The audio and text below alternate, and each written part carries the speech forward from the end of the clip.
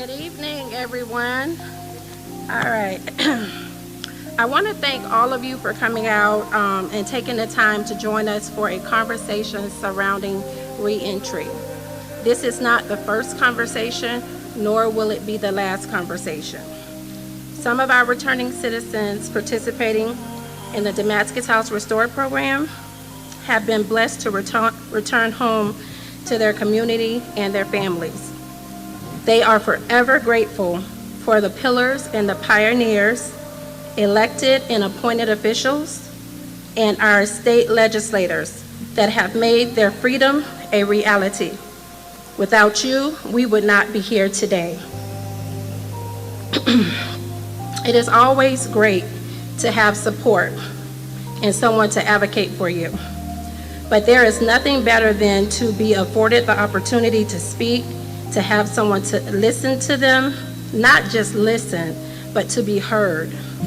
This evening, our returning citizens, for the first time for most, have a platform where they can share some of the challenges, barriers, and roadblocks that they have encountered during their transition back into society, some directly and some indirectly.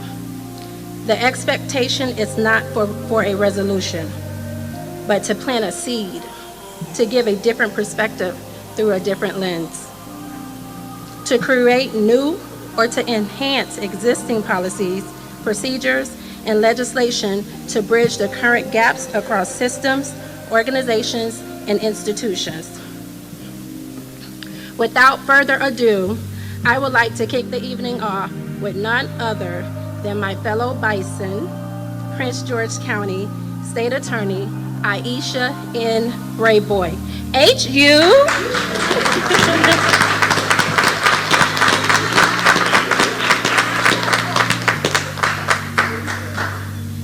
So I'll say it into the mic. You know. So it is great to be here today, and I have to say this is the day that the Lord has made. Let us rejoice and be glad in it. And I am grateful to be here today with each and every one of you. I'm also grateful to be here with the dynamic team. We call ourselves Team PGSAO, and I'm just going to ask a few members of my team to stand up. As well as my back on track director, Sandy Graham. And the guy who moves me all the way around everywhere, Mike Ash. So thank you so much for getting me here safely. I'm going to apologize in advance. I'm going to stay as long as I can, but I'm celebrating my father's birthday, which was actually on Sunday, but we're celebrating it today. So please excuse me if I depart a little early, but I can stay for a good chunk of time. But I got to be with Dad because you just have to just be grateful, to have your parents with you. For those of us who are blessed enough to have our parents with us and in good health and still working, still telling us what to do, I got to go get told what my next steps are in life, because my dad has done a good job of directing my steps. Even though I had resisted, he has directed, and he was right all along. But look, I want to acknowledge the partners that I have here who are on the panel. I want to acknowledge Katina. Let's give her a round of applause, my Bison sister. The work that she is doing, it really, truly is a ministry. It is a ministry, and I think that's something, in addition to both being Bisons, that we share, because in my job, in so many ways, I'm considered a minister of justice. And so when you look at justice comes in many forms. And I think when people think of justice, they think only of justice from a prosecutorial perspective, who we are prosecuting. And that is important, trust me, because we want to get justice for our victims of crime. We want to hold people accountable. We all deserve safe communities. But the reality is we are not our worst decision. We are not our worst decision. And so people have made bad choices, made bad decisions, and some have landed them in jail or in prison. And what we hope for and what we say about the justice system is that, the justice system, at least the adult system, is there really for three reasons. To punish, that's the American justice system, to punish. Also to protect the victims, to protect the community. But then the third part is to rehabilitate. So a lot of focus is given to the first two, and heretofore not enough focus was given to the last prong of that. But we here in Prince George's County at all levels have decided that we need to uplift that third prong of the justice system. So in addition to the prosecutions, the accountability, the protection of our communities, we also know that over 95% of the people who are arrested and charged come home at some point. And so we have to care about each other as human beings, and we do. And one of my campaign promises when I ran, and the first time I was sworn into office, I said that I will protect victims, that we will prosecute fully those who have committed crimes, but we will, in addition to that, as part of our justice, our obligation in the justice system, we will review sentences of those who have been unfairly sentenced or whose sentences no longer make sense based on where they are today. And so we were the first in the state to create a mechanism to review prior sentences. And we, before the passage of the Juvenile Reform Act, our office was reviewing sentences of juvenile lifers. And we were able to successfully get several juvenile lifers who were deserving. We were able to give them an opportunity to come home. And I remembered I was talking to Alonzo Turner Bay, and he said to me that when he heard me speak, that it was the first time, and this is when he was still in prison, it was the first time in his adult life that he believed that he would not die in prison. And when someone tells you that, you realize that this is really not about you at all. It wasn't about my decisions. It was someone else, someone above, someone with more power than me guiding all of this. And I was just really a tool to make this work happen, to make it real. And so I am grateful that I have my faith, because it is faith that allowed me to take some of these what's considered bold steps to ensure that justice was felt at all levels. So I can tell you that we've helped over 40 individuals come home or get drastically reduced sentences, and that makes me feel really good.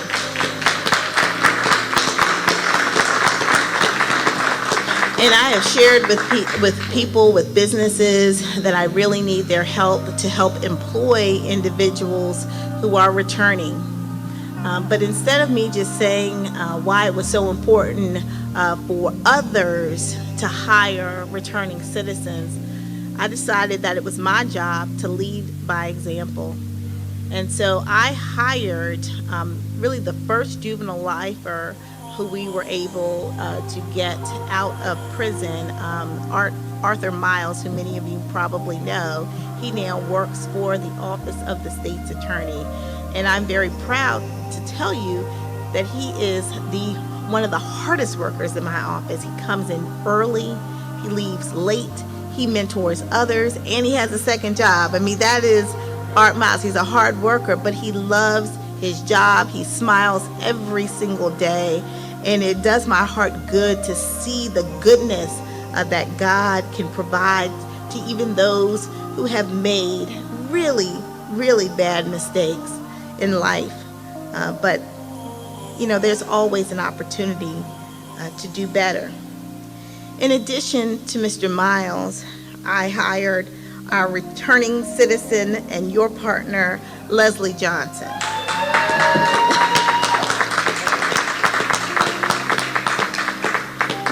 Her story is one that is not typical. It's atypical. It's an atypical story.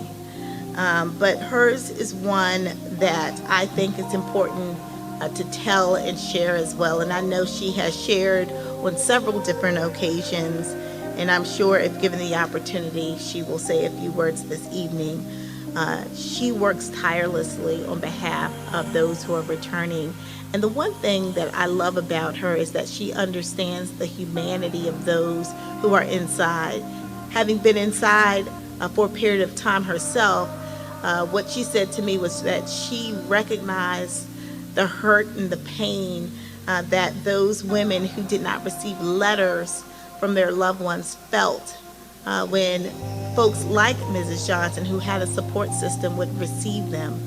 And so then she made it her mission to ensure that people who wouldn't normally get letters, who wouldn't normally be acknowledged, get acknowledged. And we were able to just welcome her into the office, her ideas, her creativity, and really her passion for this job. So we are grateful to have her with us. We have a few different initiatives in our office. Sandy Graham runs our Back on Track program, and that's for first-time felony drug offenders. When I got to the office, there were just 2 people in that program because the criteria was very narrow, and I think understandably, there's some concern around providing, certain types of opportunities to people who have committed serious offenses like drug dealing. However, what we understood was that these individuals, if given the opportunities, can really turn their lives around. So we expanded the criteria. We got rid of the age cap, and now we have, I think, close to 25 or 30 individuals in that program. And the only reason we don't have more at this point is that we need to get funding for another case manager so that we can expand the number of people who can receive services. But the good news is that everyone who's come through that program, successfully completed the program, has not returned to the criminal justice system. Has not returned. So what we know is that really does work. And people who come through that program, they have the ability to get their record expunged so that they really truly do get a full second chance without any stigma. In addition to that, we have a program now that I created called the Emerging Adult Program, which is run by my Principal Deputy Jason Abbott. And in that program, which I hope that some of you might be interested in serving as speakers for, in that program, we actually go in to the jails through Zoom. And I want to thank Leon Henry, who I'm sure will probably talk about this program a little bit more, as he is a panelist. I don't want to steal all his thunder, but we're able to actually go into the prisons virtually and provide hope and opportunity for those who are currently serving time, but we know they're coming home to our communities.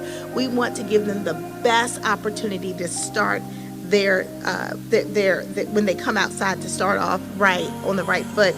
And we help them develop their own life plan while they're in. So they have a workbook, they go through a series of exercises and workshops, and at the end they have a life plan. And then when they come home, they have a mentor. They have cheerleaders. They have people who will be with them, who will call them, who they can call, who will serve as just role models and guides, so that, because some of these kids, they're when I call them kids because they are very young to me, but they're coming home after serving 4, 5, 6, 7, 8 years in prison. They went in young, relatively young, 18 to 26, and they're coming out and they're still relatively young, but they don't have the life skills, right, that a lot of our young people develop through going to school, getting training, or working. So we want them to start off right, and so we have been able to work with 2 cohorts so far of individuals, and again, none of them have returned to the criminal justice system.